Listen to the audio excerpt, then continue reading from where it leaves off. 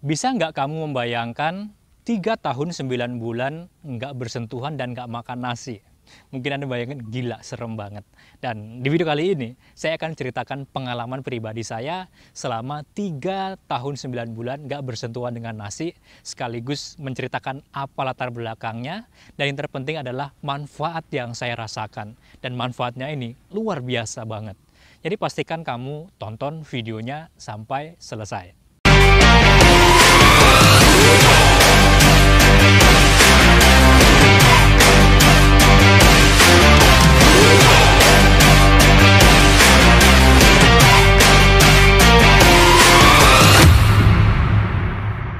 Video ini dipersembahkan oleh dietmentoring.com.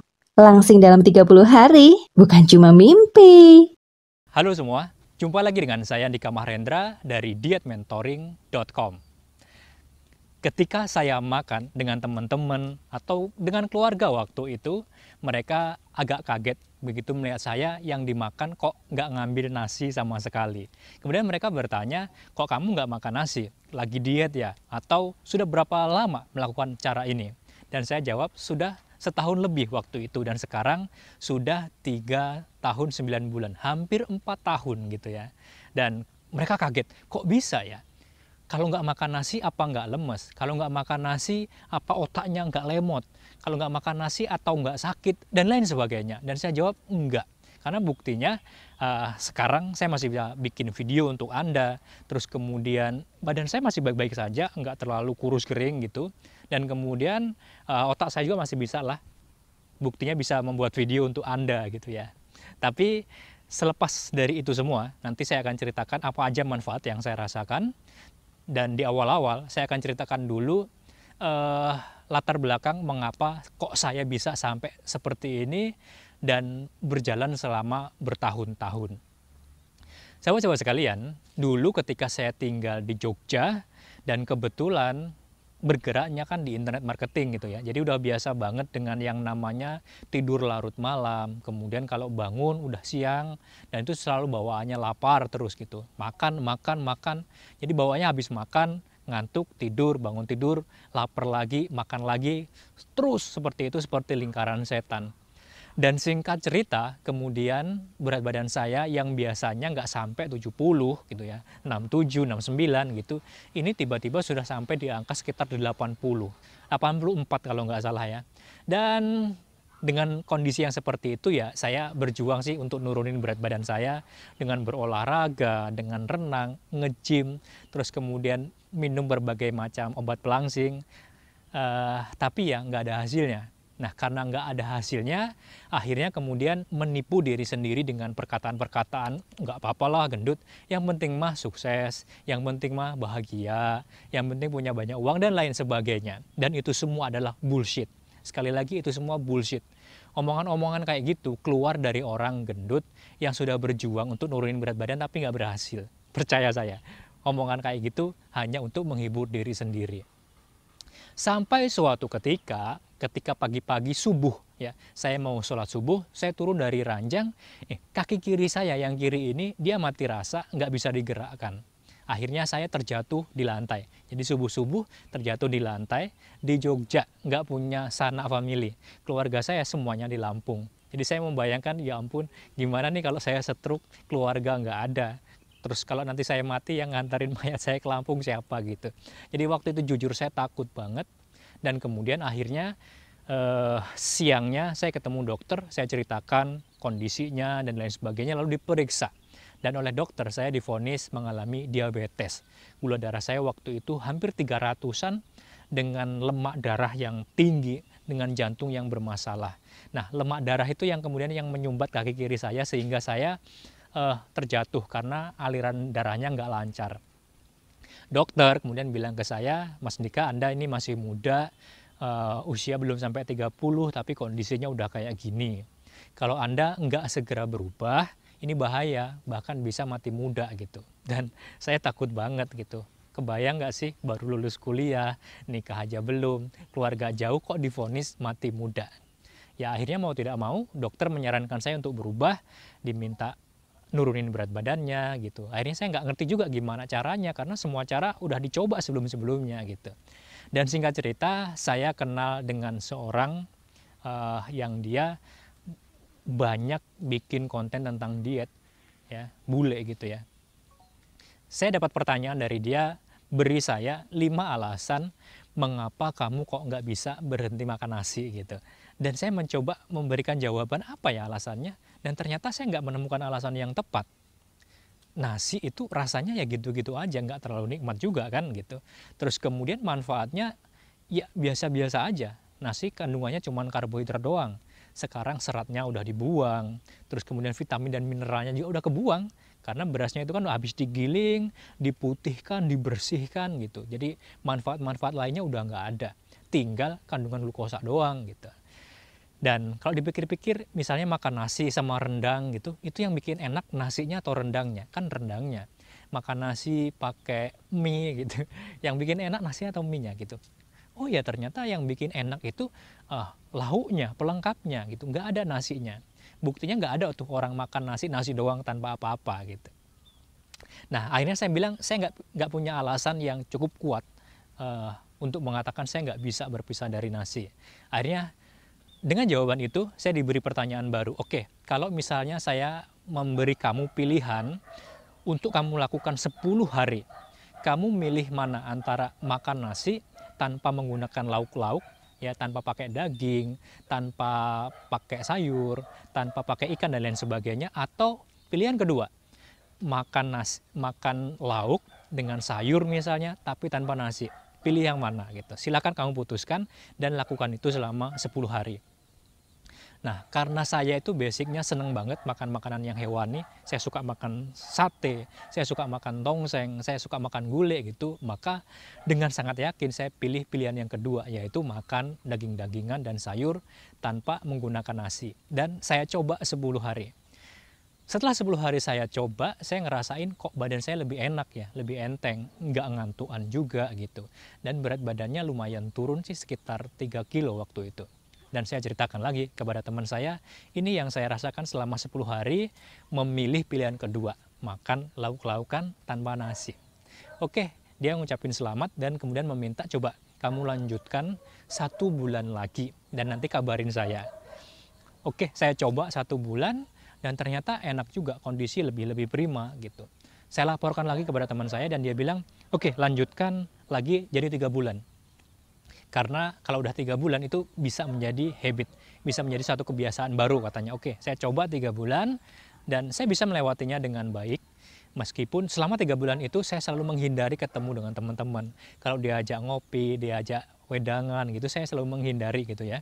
Dan setelah 3 bulan ketemu dengan teman-teman dan mereka kaget, kok kamu bisa kayak gini sekarang?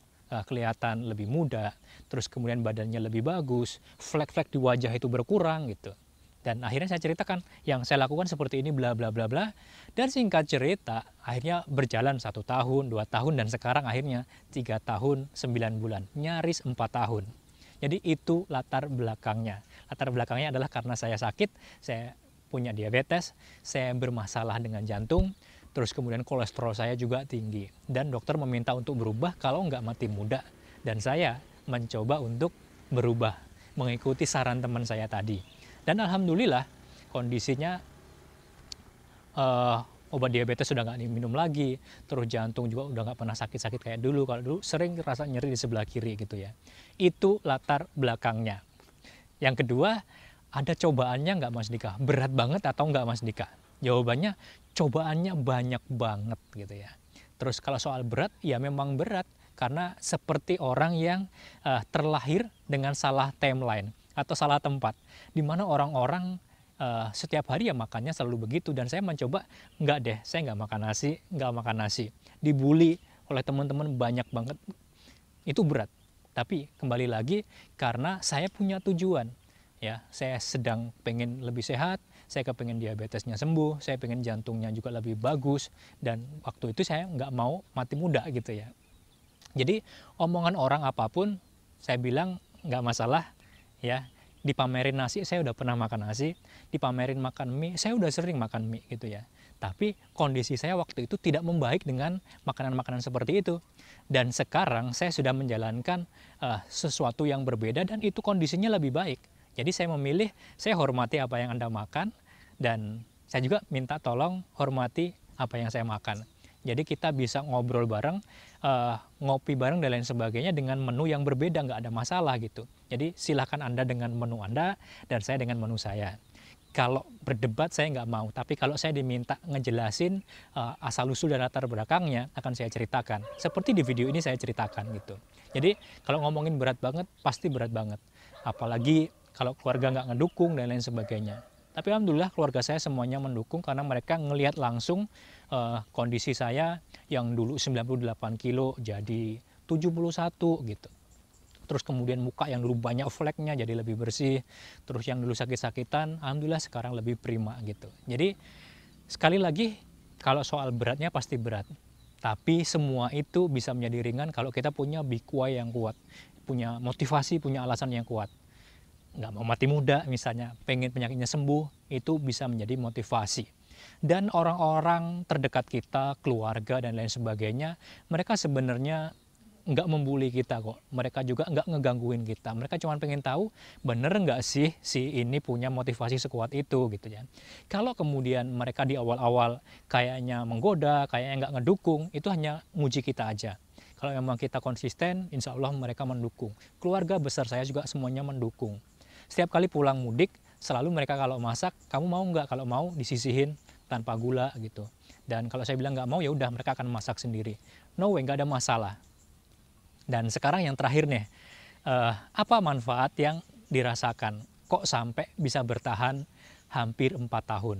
Gini teman-teman, yang saya rasakan pasti adalah yang terukur ya, gula darahnya itu jadi stabil.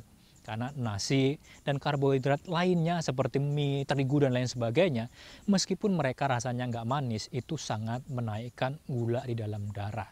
Nah, gula yang terlalu tinggi dalam darah itu akan menjadi toksik, akan menjadi racun. Salah satunya tentu ketika itu berlebihan akan dikonversi menjadi lemak. Ya. Dulu saya memang berpikir yang membuat badan saya semakin gendut itu karena terlalu banyak makan makanan berlemak. Tapi nyatanya ketika saya menghindari makanan-makanan berlemak, nggak turun tuh berat badan saya. Dan belakangan saya baru tahu, oh ternyata lemak di dalam badan kita itu bukan melulu dari makanan berlemak, tapi karena over glukos. Jadi ketika gula di dalam tubuh kita berlebihan, tubuh akan mengubah kelebihan gula tersebut menjadi lemak. Ya, semakin banyak gula yang dikonversi menjadi lemak, maka lemak badan kita semakin banyak. Perutnya makin buncit, bokongnya makin gede, pipinya makin cabi dan lain sebagainya. Jadi manfaat yang saya rasakan pertama adalah gula darah saya stabil. Jadi kalau sekarang hampir nggak pernah di atas 100. Biasanya selalu di bawah 90. Jadi saya jaga selalu di bawah itu. Jadi udah nggak perlu lagi minum-minum obatan diabetes ya, nggak perlu lagi macem-macem gitu karena gula darahnya udah stabil. Itu manfaat pertama yang saya rasakan. Kedua, trigliserid atau lemak di aliran darah saya sekarang bagus. Karena apa? Karena gula darahnya nggak diubah jadi lemak lagi gitu. Jadi aliran darah saya di kaki terutama lancar sehingga nggak pernah mati rasa, nggak pernah jatuh lagi. Itu manfaat kedua. Kemudian manfaat ketiga, ketika body fat atau lemak badan saya nggak diproduksi besar-besaran lagi karena kelebihan dari glukosa di dalam darah, maka ya lemak badan saya makin berkurang dan saya alhamdulillah nggak jadi gendut kayak dulu lagi. Nggak pernah, dulu pernah sampai di atas 96 sampai 98 dan sekarang alhamdulillah hampir 4 tahun ini ideal di angka 70 ya, sekitar 70, 71, maksimal 74 lah gitu. Jadi manfaat yang saya rasakan 3 tadi, dan yang terakhir ketika mengurangi nasi, mengurangi glukosa dan lain sebagainya, gula darahnya jadi stabil, ada yang namanya peremajaan sel. Jadi muka-muka yang hitam jadi baikan lagi, nggak segosong dulu gitu, jadi kelihatan lebih muda. Itu manfaat yang saya rasakan.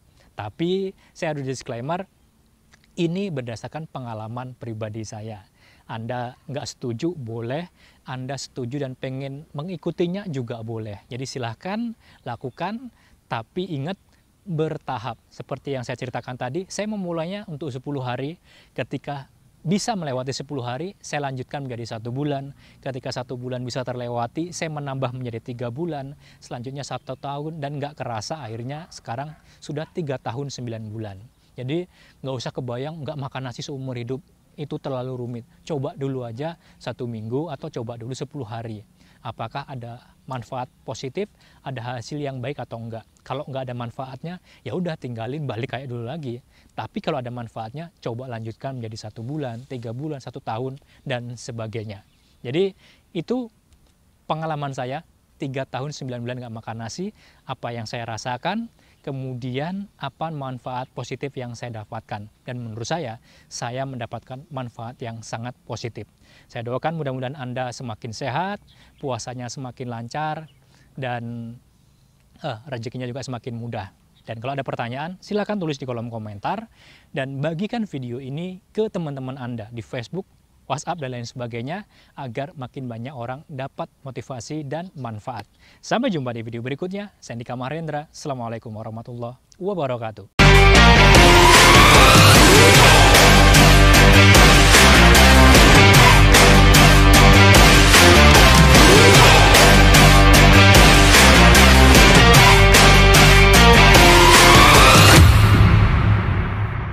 Video ini dipersembahkan oleh dietmentoring.com. Langsing dalam 30 hari, bukan cuma mimpi.